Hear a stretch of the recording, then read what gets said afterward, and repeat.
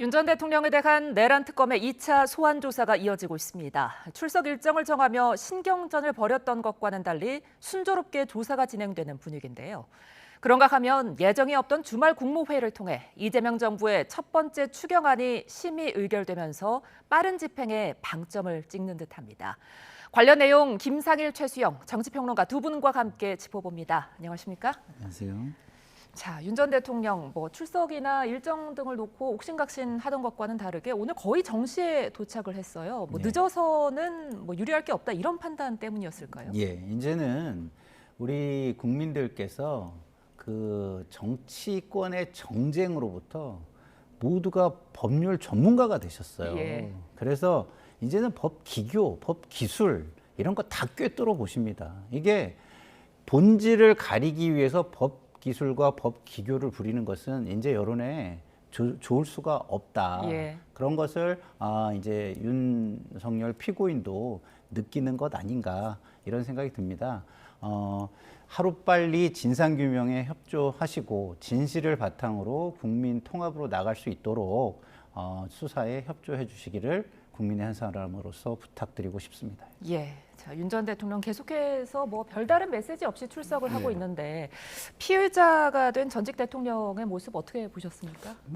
사실 많은 분들이 안타까움을 느낄 거예요. 예. 그러니까 탄핵으로 인해서 조기 대선, 그로 인한 정치적인 책임은 졌지만 지금은 사법적 책임의 두 번째 문제가 남아 있는 거잖아요. 네. 사실 윤 대통령 자택과 지금 조사받는 건물 사이가 그렇게 멀지 않습니다. 네. 도보로도 한 5분 거리이기 때문에 예. 자꾸 이제 이렇게 출석에 대한 시간을 갖고 신경전을 하는 거는 윤 전 대통령 입장에서도 유리할 게 없고 여론에 사실 이제 윤 전 대통령이 그나마 이제 실체적 진실은 법률적으로 가려지겠지만 그 국민의 조금 마음에 동정 여론이 있어야 그나마 국민의 지지라든가 국민의 성원들 조금이라도 가질 것 아니겠습니까? 사법적 책임과는 별도로 그러려면은 조사에 성실히 협조하고 그다음에 어찌됐건 특검과 다른 것은 증거 채택 이런 부분들은 기싸움을 할 수밖에 없고 방어권 차원에서라도 최선을 다할 수밖에 없지만 출석 시간이라든가 이렇게 비본질적인 부분 가지고 국민들 눈살을 찌푸리게 하거나 특검과 신경전은 아무런 의미가 없는 것 아니겠습니까? 그래서 저는 이제 잘 협조하고 있다고 보는데 어쨌든 지금 이런 속도와 이런 방향이 있다고 그러면은 저는 특검 수사에 의지가 강하기 때문에 빠른 실체적 진실에 접근하지 않을까 그런 생각이 듭니다. 예. 자, 오늘도 체포 저지 혐의 관련 조사부터 이루어졌는데 1차 때 윤 전 대통령 측이 이 박창환 총경 조사를 두고 이제 거부를 했었잖아요, 그렇죠. 나중에. 네.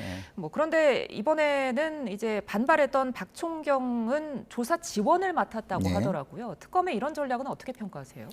일단 기본적으로 윤석열 대통령이 시간 끌기 전략으로 활용하는 것을 막고 수사의 효율성을 더하자라는 쪽으로 전략을 세운 것으로 보입니다. 예. 그 이유는 처음에 특검이 출발해서 그 준비가 미처 덜 됐을 때는 많이 아는 사람이 조사에 임하는 게 유리했겠지만 네. 지금 며칠 지났잖아요. 그럼 그 사이에 박총경과 함께 어떤 조사를 할지에 대한 회의를 또 충분히 했을 수 있습니다. 그러면 박총경의 의견이라든가 전략이라든가 이런 것들을 공유했을 수 있고 그렇다고 한다면 굳이 지금 시점에서는 박총경이 굳이 주도할 필요는 없지 않을까라는 생각이 듭니다. 예.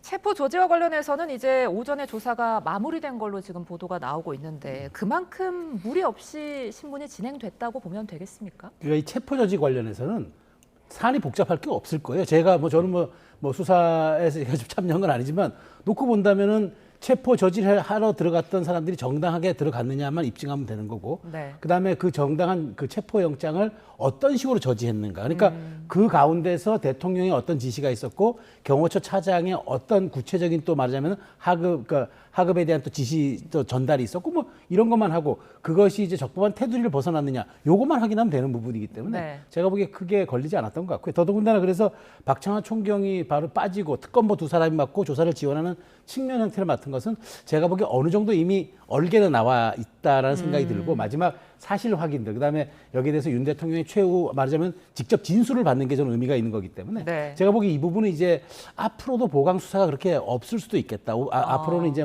외환죄라든가 이렇게 그 국무회의에 대한 절차적 흠결 이런 문제들을 쪽으로 이제 하지 제가 보기에 체포저지 관련해서는 어느 정도 됐기 때문에 박창환 총경도 이 선에서 조사 지원하는 것 같고 그래서 예. 이 부분은 제가 보기에 특검이 이제 일단락을 좀 짓는 쪽으로 가지 않았을까라고 저는 전망합니다. 예. 자, 그럼에도 불구하고 추가 소환 가능성을 많이들 점치더라고요.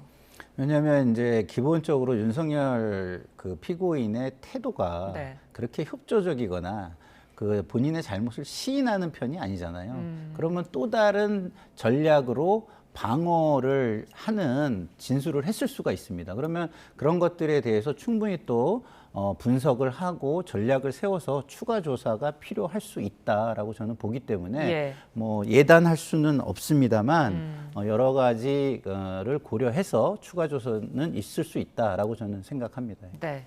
자, 윤 전 대통령이 지난 1차 조사 때는 체포 저지 관련 조사에 이제 날인을 하지 않았다고 하잖아요. 네, 그렇죠. 근데 오늘 오전에 이제 진술을 잘 했다고 하니까 네. 이 부분에 대해서 오늘은 날인을 할까요? 뭐 거부하지 않았다 그러면 날인을 하게 될 겁니다. 윤 전 대통령도 뭐 검사 출신 아닙니까? 네. 검사총장을 했기 때문에 이게 날인이 안 되는 거는 증거로서의 효력이 없고 예. 그다음에 재판부가 증거로 채택하지 않을 가능성이 높기 때문에 그렇다면 이제 이걸로 버티느냐. 제가 아까 말씀드린 것처럼 사실 그러면 진술을 해놓고 사인을 안 한다는 거는 이중적인 태도 아니겠습니까? 차라리 진술을 안 하면 모를까. 예. 진술을 했고 협조를 했으면은 당연히 거기에 대해서 이제 피의자의 조사 날인이 있어야 이게 이제 증거로서 효력이 있는 거니까 저는 이제 이게 정해지진 아직 특검보의 브리핑이 없긴 하지만 저는 했으리라고 보고요. 지난번에는 아마 박창환 총경이 직접 이제 신문에 참여했고 그런 부분들 때문에 상당한 기싸움과 좀 예민한 부분이 있어서 아마 이렇게 한다면 나는 사인을 못 하겠다라는 아마 시그널을 보내는 차원에서 안 했을 거라고 좀 보는데 이번에는 뭐 조사를 제 시간에 했고 또 이렇게 흐름이 이어졌다고 생각한다 그러면은 저는 이제 당연히 이제 조사에 대한 날인을 해야 할 것으로 보고요. 또 이제 해야 이것이 사실 또 특검이 또 입단락을 짓고 다음 단계로 또 넘어가지 않겠습니까? 그런 네. 측면에서 아직까지 정식 브리핑은 없습니다만은 저는 이 부분을 가지고 조금 더 들여다보고 세심하게 문구 조정은 할 수 있겠지만 조사 날인은 당연히 했을 것이라고 저는 생각합니다. 예. 자, 그런가 하면 내란 특검팀에서 지난 윤 전 대통령의 1차 소환 조사 이후에 네. 여러 관련자들을 또 불러서 조사를 했습니다. 그렇죠. 네. 체포 저지와 관련해서 박종준 전 경호처장 그리고 네. 김성훈 전 경호처 차장도 불러서 조사를 했다는데 네. 어떤 유의미한 진술이나 증거를 확보했는지 궁금하거든요. 했을 가능성이 상당히 있다라고 아. 저는 생각을 하는 게 두 가지 이유입니다. 하나는 뭐 박종준 처장은 뭐 이전에도 협조 의사가 좀 있었던 네. 분이고 김성훈 차장 같은 경우는 굉장히 그 뭐랄까요 버티거나 반발하는 쪽이었는데 첫 번째 대통령이 파면됐습니다. 그러면은 그 울타리가 되거나 기댈 그 세력이 뒤에 없다는 것이 이제 현실로 드러나서 그걸 느끼고 있을 거라는 예. 생각이 하나가 있고요. 두 번째는 실무자들의 증언들이 이제 나오기 시작을 하고 있습니다. 예를 들어서 총을 쏠 수는 없느냐, 비아폰은 조치해야지 이런 지시들이 있었다는 실무자들의 증언이 나오고 네. 있기 때문에 그런 것들과 교차 조사, 교차 검증을 하는 과정에서 아무래도 이렇게까지 실무자들이 얘기한다면 내 입장에서 계속 버티는 것이 유리하지 않을 수 있다라고 생각하고 조금 더 그것에 대해서 뭐랄까요 자백이라고 해야 되나요? 이런 쪽으로 전략을 잡았을 수도 있다. 저는 개인적으로 그렇게 예측합니다. 네, 경호처 관계자들에 이어서 국무위원들도 많이 지금 불렀습니다. 국무위원이 계엄 선포를 심의할 권한을 뺏은 부분을 들여다보고 있다. 이렇게 지금 나오는데 네. 여기에 대한 배경은 어떻게 봐야 될까요? 저는 여기에 이제 두 가지 측면이 있다고 봐요. 그러니까 굉장히 저는 이게 국무회의 절차적 흠결이라는 측면도 있겠지만 여기에서 윤 전 대통령에게 직접 적용할 수 있는 혐의가 여기서 나올 수가 있기 때문이죠. 뭐냐면 계엄 구성 여건이 적법했느냐는 하나의 트랙인 거고 또 하나의 트랙은 뭐냐면 대통령이 반대할 수 있는 국무위원들은 선별적으로 부르지 않고 찬성할 만한 사람들을 선별로 했다 그러면은 국무위원이 법적 자격을 갖는 것, 즉 나는 국무위원으로서 국무회의 안건에 대한 심의 의결권이 있는데 이거를 네. 대통령이 자의적으로 박탈한 그 예. 형국이 되지 않겠습니까? 그렇다면 대통령으로서의 직무 권한에서의 남용 여부가 성립이 되기 때문에 이 부분은 이제 직권남용 권리행사 방해 혐의가 적용될 수 있겠죠. 그래서 두 가지 저는 이제 국무회의 소집은 두 트랙으로 지금 특검이 보고 있다는 말씀드린 건 이제 하나는 구성 요건의 이제 적법성 문제는 이거는 별도로 치고 이거는 이제 국무위원과 대통령 전 한덕수 전 총리 모든 사람들에게 적용되는 하나의 그 큰 통으로 되는 혐의고 하나는 이제 윤 대통령에게만 적용될 수 있는 게 직권남용 권리행사에 대한 방해. 예. 즉 이제 찬성할 수 있는 사람 부르고 찬성하지 않을고 예상되는 사람들은 선별적으로 나중에 불렀다. 그 선택적 의무를 위반했기 때문에 그런 점을 이제 특검은 이번 국무회의 구성 요건에서는 두 가지의 관점을 갖고 들여다보고 있는 것 같습니다. 네. 자, 여기에 더해서 계엄 선포문이 사후에 작성되고 네. 그리고 또 그 이후에 또 폐기됐다 이런 논란도 나오는데 여기에 한덕수 전 총리가 관여했다는 진술도 나오고 네.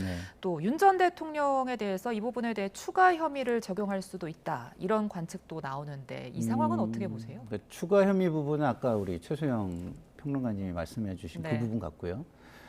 한덕수 전 총리와 관련해서는 CCTV에 나온 영상을 확인한 거죠. 예. 했더니 뭐 서류도 검토하고 뭐 그런 것들을 뭐 이렇게 조치를 하는 것들이 지금 보인다. 그리고 말씀하신 대로 그거와 관련된 진술도 나오고 있다. 그래서 이런 것들을 재구성하고 재구성한 것들을 확인하는 절차에 들어갔다고 보여지는데요. 예. 이것이 확인된다면 아무래도 공문서를 위조하거나 증거를 인멸하거나 하는 행위로 이어졌다고 의심할 수 있는 부분이 있지 않습니까? 네. 그런 부분에 대해서 추가적인 조사가 있는 것으로 보입니다. 네. 자, 그런데 어제요. 이런 상황 속에서 이재명 대통령이 네. 이완규 전 법제처장에 대한 면직안을 제거했다. 이런 소식이 나왔습니다. 네. 이 전 법제처장이 안가 회동에 참석한 걸로 지금 알려지고 있잖아요. 네. 근데 사의 표명한 지 한 달 만에 재가를 했단 말이죠. 어떻게 분석해야 될까요? 근데 이거는 좀 약간 다른 측면도 있는 것 같아요. 그러니까 원래 이완규 전 법제처장이 이제 헌법재판관으로 이제 지명되지 않았습니까? 예. 전임 이제 정부에서 네. 전 정부에서. 근데 이재명 대통령이 한 열흘 전에 이제 새로운 헌법재판관 후보를 2명을 지명했죠. 그렇기 때문에 이제 말하자면은 그때 만일 먼저 이 사직안을 처리해 버리면은 약간 보복성이라든가 아니면 이제 어떤 헌법재판관에 지명을 하지 않기 위해서 자리를 뺏는 것처럼 보여지기 때문에 네. 아마 그런 후임 인사가 있은 다음에 한 것 같고 지금 이제 면직안을 제거했다는 거는 구체적으로 지금 피의자로 전환되기 직전입니다. 그렇기 예. 때문에 왜냐하면 지금 이 안가회동이라는 게 4명이 참석했다는 거 아닙니까? 법제처장, 그다음에 그 당시 민정수석, 그다음에 행안부 장관 그리고 이제 법무장관인데 공교롭게 이 네 분 다 법률 전문가들입니다.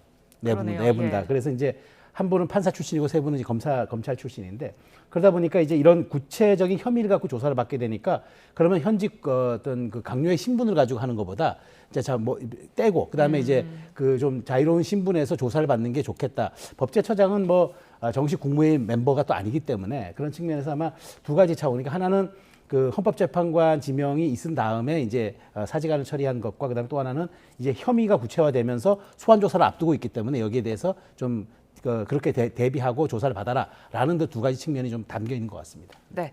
자, 외환죄 관련해서도 좀 들여다보겠습니다. 무인기 관계자, 군 관계자를 불러 조사한 것으로 알려지고 있는데 오늘 윤 전 대통령에게서는 어떤 점을 좀 확인해 볼까요? 그러니까 이제 그 교차 검증이 있었겠죠. 왜냐면은 기본적으로 실무자들의 진술에 대해서 알고 있는지 지시했는지 이런 진술이 있는데 그거에 대해서 뭐 어떻게 실제로 했는지 이런 예. 교차 검증 위주로 했을 것 같고요.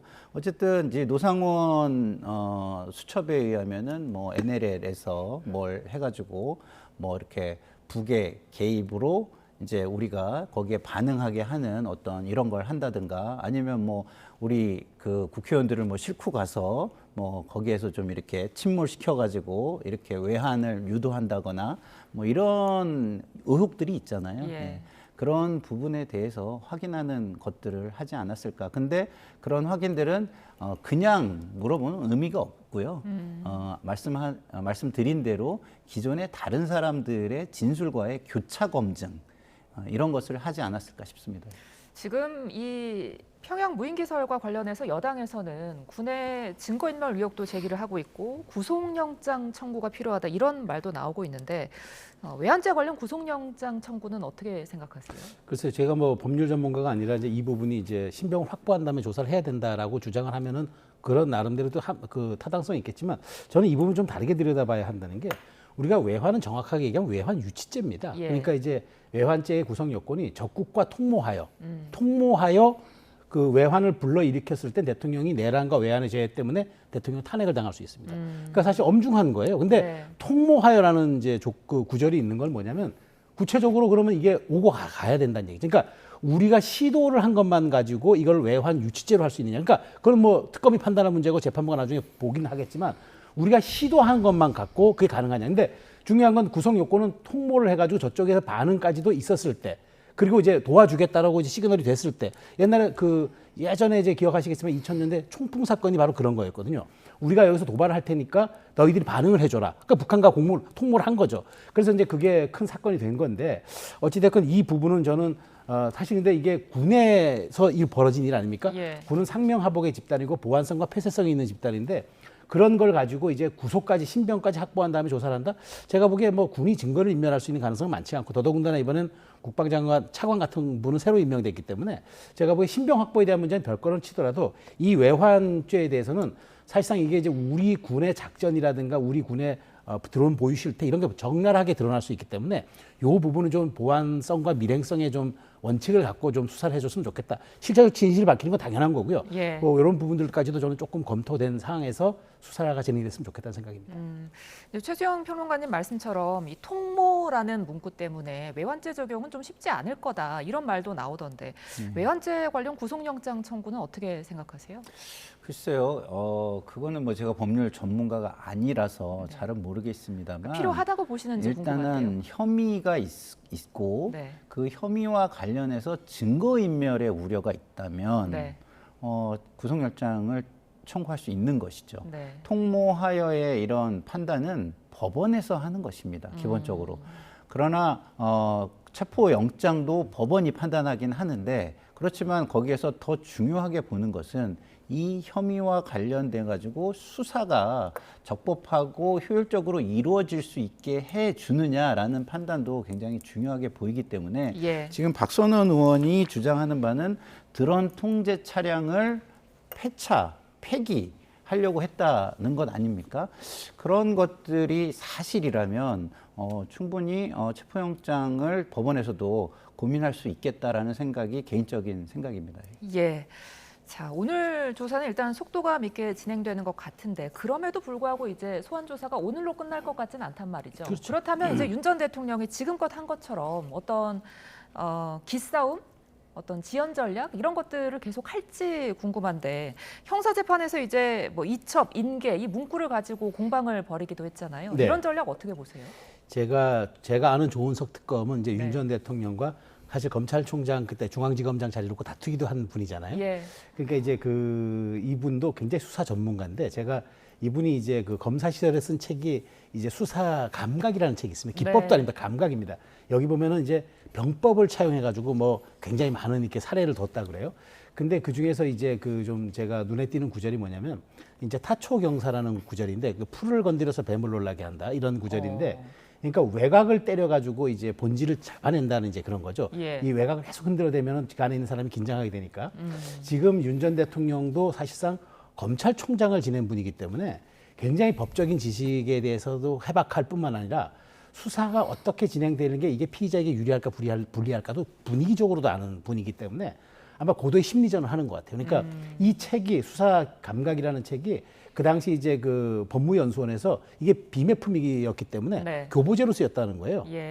그 실제 이제 사용할 사람들이 그만큼 지금도 현재 법조인들 사이에 회자되는 그런 책이기 때문에 그런 기법을 놓고 본다면 제가 아까 한 구절을 들었습니다만은 윤 전 대통령과 단어 하나 그다음에 이걸 이제 이첩이냐 인계냐 이게 사실 큰 차이는 없을 수 있어요. 넘긴다는 의미인데 예. 이걸 가지고도 이제 그 용어 선택에서도 기싸움을 하는 거 보면은 이게 이제 제가 보기에 윤 전 대통령 측에 굉장히 좀 기선을 제압하고 그다음에 심리전을 흔들어 놓지 않으면은 소기의 목적을 달성할 수 없다 이렇게 생각하는 것 같고 윤 전 대통령 입장에서도 그 실체적 진실 외에 다른 것들이 요인이 돼서 나를 흔들어 댄다고 생각하면 그 동의할 수가 없는 부분이잖아요. 그런 부분들의 일환이 아닌가라는 생각이 듭니다. 예. 자, 앞으로도 이 둘 사이의 심리전이 이어질지 좀 지켜봐야 할 것 같습니다.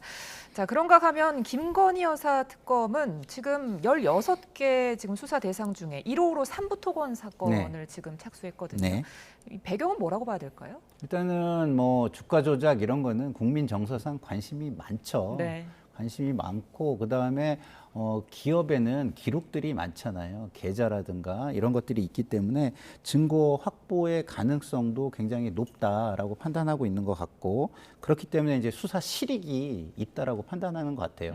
그러면 그 수사 실익이 있다는 것은 뭘로 이어지냐면 초반의 성과로 이어지고 초반의 성과는 수사의 탄력과 속도로 이어지거든요. 예. 그렇기 때문에 이 전반적인 혐의들을 다 풀어나가는 데에 가장 초반에 실마리가 될 만한 곳을 짚은 것 아니냐 저는 이렇게 좀 생각하고 있습니다. 예. 자, 그런데 이제 김건희 여사 이제 사건에 대해서는 사실 소환 시기를 다들 궁금해 하더라고요. 이게 지금 수사 항목만 16가지나 돼서 소환이 한 차례로 끝나기는 어려워 보이는데 어떻게 전망하세요? 네, 그럴 겁니다. 근데 제가 보기에 이번 수사 세계 특검에 누가 수사에 총평을 해놨는데 네. 입구는 김건희 여사지만 아마 종착지는 윤석열 대통령이 될 거다 이런 이제 제가 보도를 본 적이 있어요. 근데 이제 김 여사의 신병 문제는 지금 최혜병 특검 먼저 하기로 한 것 같습니다. 소환을. 예. 그러니까 민중기 특검도 그걸 아마 이제 양보를 한 것 같은데 그 얘기 뭐냐면 최혜병 특검 같은 경우에는 비교적 사안이 간단하고 공수처가 이미 한 90% 수사를 해놓은 사안이라 신병 확보가 된 다음에 이제 한 차례만 불러서 하면 되는데 이 김 여사 특검은 항목만 16가지 혐의만 그렇단 말이에요. 그러면은 이걸 한 차례만 가지고 끝낼 것이냐 아니면 얼마 정도 진행한 다음에 종합적으로 한번 부를 것이냐 이건 이제 특검팀의 판단이겠죠. 그렇지만 저는 이게 한두 차례 가지고는 될 것 같지 않고 오히려 저는 5차례 이상 갈 수도 있겠다. 지금 3차례도 나오는데 이건 저는 횟수가 중요한 게 아니라 얼만큼 잘 수사팀이 이거를 자료를 정리해 놓고 불러서 정말 한 번에 그 유의미한 진술을 이끌어내고 그다음에 사인을 받아내느냐의 문제이기 때문에 예. 저는 그런 측면에서 놓고 본다면 뭐 이게 3회냐 5회냐 이런 것보다는 수사팀이 어쨌든 수사에 대한 어떤 그 정리를 잘 해놓은 다음에 불러서 짧게 끝내야지 예컨대 이걸 가지고 국민의 망신주기 형태 이른바 우리가 극장식 수사라고 그러죠. 보여주기 수사.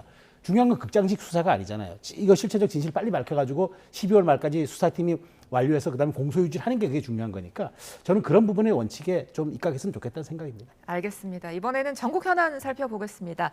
이재명 대통령이 예정에 없던 주말에 국무회의를 열고 네. 추경안을 심의 의결했습니다. 네. 그만큼 이게 좀 시급하다 이런 메시지로 봐도 되겠습니까? 그렇죠. 지금 민생이 굉장히 어렵고 그다음에 회복의 긴급성이 있는 것입니다.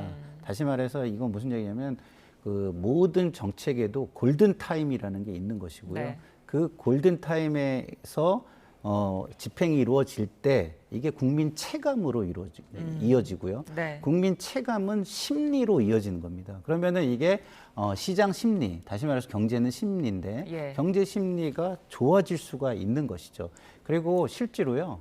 이게 집행이 빠른 게 굉장히 중요한 게 우리가 이렇게 경제를 보면은요. 대부분 전반기에 집행한 것이 16분의 한 3을 빼면 13, 16분의 13을 차지합니다. 그러니까 이제 하반기에 들어간 거는 16분의 3 정도뿐이 그 효과가 없는 거예요. 예. 다시 말해서 조기 집행이라는 게 그렇게 중요한 것이거든요. 근데 이미 하반기로 들어가고 있습니다. 네. 근데 하반기에서도 빨리 집행을 해야 그 16분의 3 중에서도 16분의 또 13에 해당하는 부분을 빨리 경제 효과를 낼 수 있다는 점에서 굉장히 조기 집행을 서두른다. 다시 말해서 그 성과와 효과를 내기 위한 방법이라든가 경제의 상황이라든가 이론이라든가 이런 거를 제대로 알고 지금 빠르게 진행하고 있는 것이다. 이렇게 보시면 될 것 같습니다. 네. 자, 그런데 국민의힘이 강행 처리에 반발해서 표결에 불참했습니다. 특히 대통령실 특활비의 문제를 삼고 있는데요. 네. 지난해 민주당이 대통령실 특수활동비 82억여 원 전액 삭감 당시 밝힌 내용과 이번 특활비 증액 관련 내용, 국민의힘과 우상호 정무수석 목소리 먼저 듣고 이야기 나눠보겠습니다. 대통령실 특갈비를 삭감했다고 해서 국정이 마비되지도 않고 검찰 특갈비를 삭감했다고 해도 국민이 피해를 입지 않습니다. 특활비 없다고 국정마비 될 일 없으니 아무 걱정 마십시오. 과일값이 부족하다면 제가 제철 과일로 보내드리겠습니다. 샴푸, 초밥, 쇠고기 사실 돈이 없다면 제가 대신 사드리겠습니다. 다수의 힘으로 지금 대통령실 특갈비를 증액하겠다는 거 야당을 우롱하고 국민을 무시하는 처사입니다. 저희들의 입장이 바뀌게 된 거에 대해서 국민들에게 죄송하게 생각합니다. 그래서 근데 막상 이제 운영을 하려고 하다 보니까 여러 가지 어려움이 있는 건 사실입니다. 네, 대통령실 특활비 증액 어떻게 보셨어요? 그래서 저는 사과를 해도 100번 사과하고 증액하는 게 맞습니다. 왜냐하면 80억이었는데 이제 상반기 끝났으니까 이제 하반기용으로만 41억을 가져간 거잖아요. 저도 청와대 근무 경력이 2년 반 있습니다. 특활비는요, 민주당이 주장하는 것처럼 순방 때 쓰고 하는 게 아닙니다. 그 대통령이 순방 나가서 딴짓하는 거 보지 못하게 하겠다고 특활비를 삭감했는데, 특활비라는 게요, 청와대 내부, 그러니까 용산 대통령실 내부에서 뭐 유공자 초청이라든가 이렇게 좀 말하자면 비공식 행사로 쓸 때 그 쓰는 돈이고, 직원들의 지방 출장 갔을 때 좀 말하자면은 드러나지 못하게 쓸 수 있는 그런 돈들입니다. 네. 근데 자신들이 집권하니까 우리는 필요한데 너희들은 하지 마라? 그건 이중적이잖아요. 그러니까 이거는 지난번 특활비 감액이야말로 한 푼도 없어도 된다고 얘기했을 때 그 얘기 뭐냐면 당신들은 일을 하지 않아도 된다는 건데 그렇게 돼서 마비시켜놓고 탄핵한 거 아닙니까? 그러니까 저는 이거는 정말 모순된 거죠. 그렇기 때문에 전 쓰는 건 맞습니다. 아니, 지난 정부도 필요한 것처럼 이번 정부도 필요한 게 맞죠. 근데 그렇게 지금 그때는 맞고 지금은 틀리다 식의 이중성이면 안 되고, 우상호 전 수석이 전 사과를 잘했다고 봅니다. 잘하고 저는 그리고 민주당도 국민의힘에 사과를 해야 합니다. 우리가 당시 야당이었을 때 이렇게 무리하게 했다 좀 사과하고 국정에 좀 협조해달라. 우리도 새 정부 출범하고 대통령실도 지금 인수위도 없이 가니까 해달라. 이렇게 얘기하고 예산을 통과시키고 협조를 하는 게 맞지. 그게 또 협치의 정신에도 맞습니다. 그러니까 그때는 맞고 지금은 틀리다. 이런 내로남불은 조금 지양하는 게 맞습니다. 그러니까 지금 국민의힘에서 항의하는 건 왜 그때는 틀리고 지금은 맞냐 이런 거잖아요. 그러니까 그때는 갈등과 감정이 굉장히 고조돼 있었죠. 그래서 사실상은 그때는요, 합리적인 어떤 정책이라기보다는 서로 간의 힘겨루기였다라고 저는 봐요. 예. 그러니까 윤석열 정권에서는 야당을 무시하고 독주하고 그 다음에 오히려 탄압하고 이런 것들이 많았고, 뭐 그런 사정기관을 동원해서 또 이전 정부를 탄압하고 이런 것들이 많았고, 그런 거에 대한 피해의식도 상당히 있는 상황에서 굉장히 강하게 힘겨루기를 하는 상황에서 감정적 대응들을 양쪽 다 한 겁니다.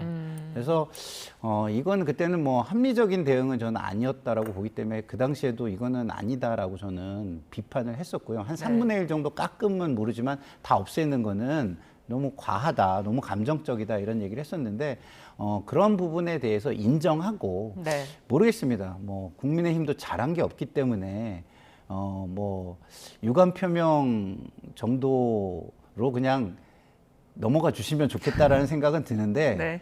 굳이 사과를 원한다면 또 이 국정을 운영하는 입장에서 잘 운영하기 위해서 못할 것도 없다, 이런 말씀을 드리고 싶습니다. 네.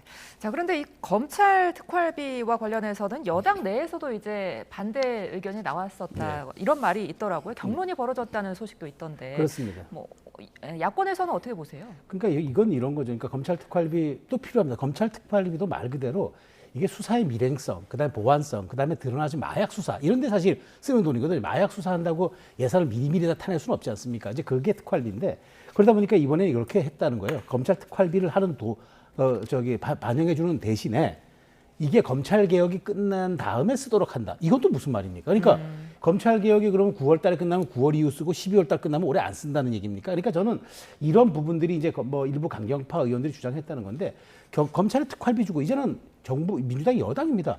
검찰청도 행정부의 한 기구입니다. 그렇기 때문에 잘 쓰게 하고 관리 감독하면 되는데, 마치 너희들이 잘하면 이 돈 쓰게 할 거고 잘 못하면 우리 돈 못 쓰게 할 거야. 어린아이 사탕 주고 달래듯이 저는 이런 식의 정치는 저는 온당하지 않다고 봐요. 지금 야당 때가 아니고 여당 아닙니까? 자신들이 관리 감독하면 되고, 그다음에 법으로 제도로 규제하면 될 일인데, 이걸 가지고 마치 이제 검찰을 농락하듯 아니면 검찰을 이렇게 기싸움을 하듯, 이거는 제가 보기에 여당답지 않은 국량이고, 저는 이런 부분들은 뭐 민주당이 좀 과감하게 주고 쓴 만큼 우리가 확인하고 그다음에 잘 쓰도록 우리가 감시 감독하겠다 하면 될 일인데, 이 부분을 너무 민주당이 좀 말하자면 좀 미온적으로, 그러니까 좀 말하자면 좀 편협하게 좀 네. 다루고 있다는 생각이 좀 들어요. 알겠습니다.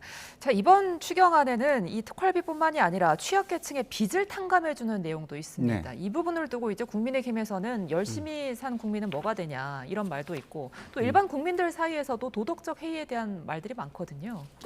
상당히 좀 유치하고 못났다는 생각이 들어요. 예. 왜냐하면 이것은요. 신용불량이 됐거나 오랫동안 경제활동을 못하는 사람들을 기회를 한 번 더 다시 주자라는 차원이에요. 그 신용불량으로 오래 사신 분들이 계속 방치가 되면 사회적 비용으로 등장하는 겁니다. 그러면은 이거를 빚을 탕감해 줘가지고 그중 일부가 구제돼서 정상화돼가지고 돌아왔을 때의 효과보다 큰 비용을 치르게 되는 것입니다. 예. 물론 모두가 정상화되지는 않아요. 그러면 그 정상화되지 않는 분들에 대해서는 반복적으로 그런 것을 해서는 안 되겠죠. 왜? 말씀하신 대로 도덕적 해이가 발생할 수 있는 부분이 존재하고 예. 또 채무 중에는 악의적 채무라는 게 또 있어요. 뭐 도박에 썼다거나 뭐 이런 악의적 채무자들은 또 그런 것들을 걸러내야 될 필요가 있습니다만 선의로 일을 했는데 본인이 굉장히 어려움에 처해서 신불자가 되고 신불자가 되면 경제활동을 못 해가지고 빠져나오고 싶어도 그 덫에서 빠져나오지 못하는 사람에게 기회를 줘가지고 다시 경제활동에 동참시킨다. 이것이 왜 나쁘죠? 저는 그런 부분을 너무 일반화시켜가지고 악마화하는 분들에 대해서 저는 좀 이해가 되지 않고 그렇다고 한다면 우리가 복지는 왜 합니까? 복지 정책 왜 해요? 그럼 네. 똑같잖아요. 논리로 보면 복지하면 복지의 수혜자들은 도덕적 해이에 빠질 것이다. 이거하고 논리적으로 무슨 차이가 있는지 저는 모르겠다 이런 생각이 듭니다. 자, 이제 김창일 평론가님께서 이제 이 비탄감의 필요성에 대해서 이제 말씀을 해주셨는데 이재명 대통령도 역시 도덕적 해이에 대한 지적을 알고 있다고 언급했단 말이죠. 네. 뭐 야당이나 반대하는 국민들이 설득될지 모르겠어요. 그러니까 저는 이건 설득해야죠. 왜냐하면 지금 말씀하신 것처럼 국가의 의무 맞습니다. 왜냐하면 이게 그 패자부활전이라 그래서 우리 사회에서 한번 꺾인 분들에 대해서 재기회 기회를 마련해 주는 건 국가의 의무이기도 합니다. 그런데 이 과정이 투명하고 디테일이 있어야죠. 그러면 아무나 다 해준다? 그럼 아까 말씀드린 대로 그렇게 이제 뭐 도박에 대한 문제 아니면 그 정말 생계형이 아니라 다른 걸로 빚진 문제 이것도 다 탕감해 준다 그러면 도덕적 해이를 넘어서 상대적 박탈감이 들 겁니다. 성실히 납부했던 사람들 어려운 상황이지만 정말 집에 생활비 못 갖다 주고 금융이자만큼 꼭꼭 납부하겠다고 이렇게 성실히 살았던 분들은 얼마만큼 박탈감을 느끼겠습니까? 그러니까 저는 이제 여당이 됐으니까 제도로서 이 부분을 정확하게 하나하나 끊어서 조사를 잘 하고 그런 부분들을 국민한테 설명해야죠. 국민들이 동의하지 않은 정책 가지고 국민들이 설득당하지 않은 정책 가지고 얘기하면은 국민들이 동의해 주겠습니까? 그런 측면에서 아무리 선의가 좋아도 선의만 갖고 되는 것은 아니다. 중요한 건 제도로서 보완해주고 국민들 설득해 줘야 된다 말씀드리고 싶습니다. 알겠습니다. 특검부터 전국 상황까지 김상일, 최수영 정치평론가 두 분과 함께 짚어봤습니다. 고맙습니다.